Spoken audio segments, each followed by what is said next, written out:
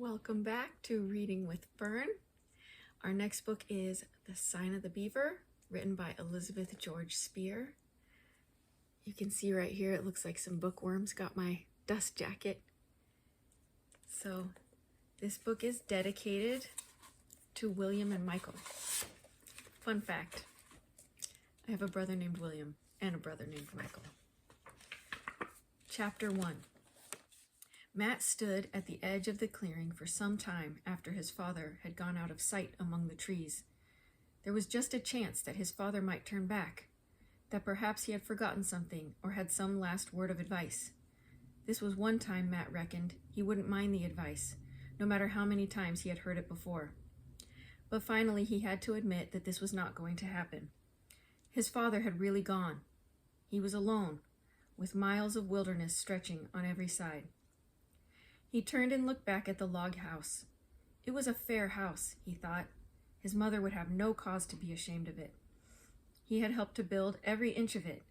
He had helped to cut down the spruce trees and haul the logs and square and notch them.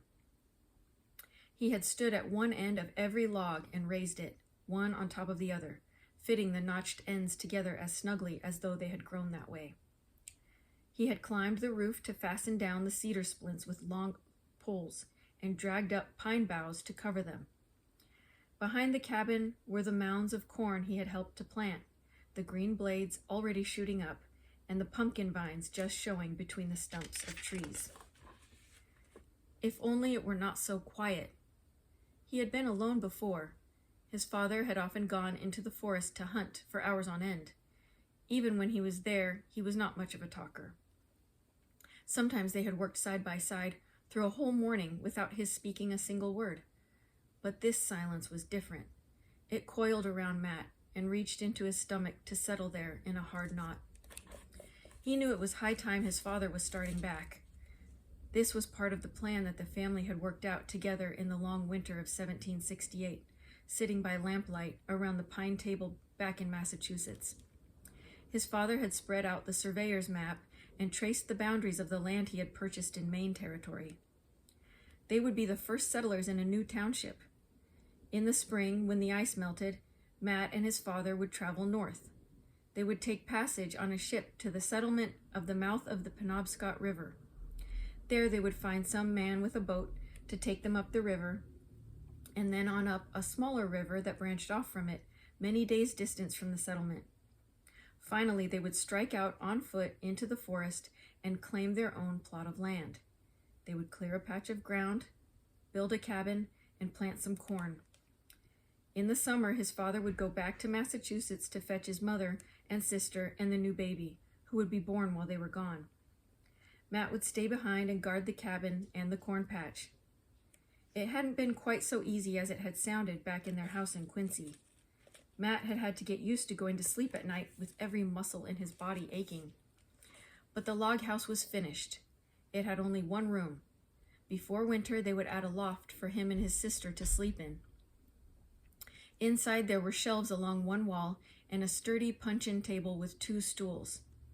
One of these days, his father promised he would cut out a window and fasten oiled paper to let in the light.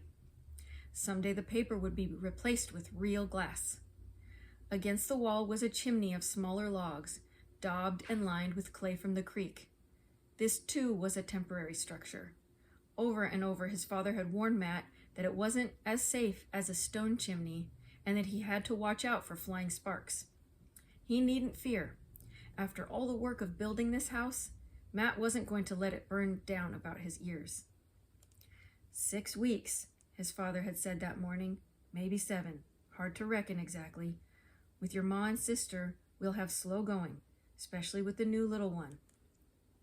You may lose track of the weeks, he had added. Easy thing to do when you're alone. Might be well to make notches on a stick. 7 notches to a stick. When you get to the 7th stick, you can start looking for us. A silly thing to do, Matt thought, as though he couldn't count the weeks for himself. But he wouldn't argue about it, not on the last morning. Then his father reached up to a chink in the log wall and took down the battered tin box that held his watch and his compass and a few silver coins. He took out the big silver watch. Every time you cut a notch, he said, remember to wind this up at the same time. Matt took the watch in his hand as gently as if it were a bird's egg. You aim to leave it, Pa? He asked. It belonged to your grandpa. Would have belonged to you anyhow, sooner or later. Might as well be now. You mean it's mine? Aye, it's yourn. Be kind of company hearing it tick. The lump in Matt's throat felt as big as the watch. This was the finest thing his father had ever possessed. I'll take care of it, he managed finally. I knowed you would. Mind you don't wind it up too tight. Then, just before he left, his father had given him a second gift. Thinking of it, Matt walked back into the cabin and looked up at his father's rifle, hanging on 2 pegs over the door. I'll take your old blunderbuss with me, his father had said. This one aims truer, but mind you, don't go banging away at everything that moves. Wait till you're dead sure. There's plenty of powder if you don't waste it.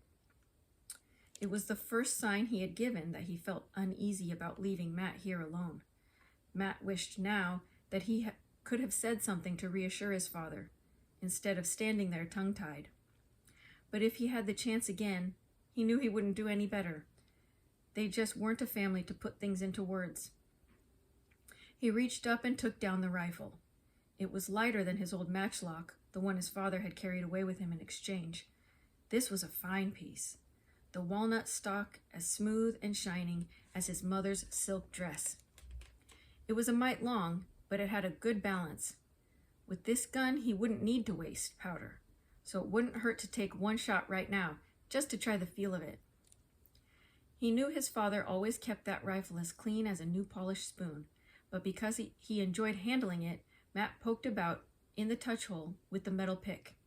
From the powder horn, he shook a little of the black powder into the pan. Then he took 1 lead bullet out of the pouch, wrapped it in a patch of cloth, and rammed it into the barrel. As he worked, he whistled loudly into the stillness. It made the knot in his stomach loosen a little. As he stepped into the woods, a blue jay screeched a warning, so it was some time before he spotted anything to shoot at. Presently he saw a red squirrel hunched on a branch, with its tail curled up behind its ears. He lifted the rifle and sighted along the barrel, minding his father's advice and waiting till he was dead sure. The clean feel of the shot delighted him. It didn't set him back on his heels like his old matchlock. Still, he hadn't quite got the knack of it. He caught the flick of a tail as the squirrel scampered to an upper branch. I could do better with my own gun, he thought. This rifle of his father's was going to take some getting used to. Ruefully, he trudged back to the cabin. For his noon meal, he sat munching a bit of the Johnny cake his father had baked that morning. Already he was beginning to realize that time was going to move slowly. A whole afternoon to go before he could cut that first notch. 7 sticks. That would be August. He would have a birthday before August. He supposed his father had forgotten that, with so many things on his mind. By the time his family got here, he would be 13 years old.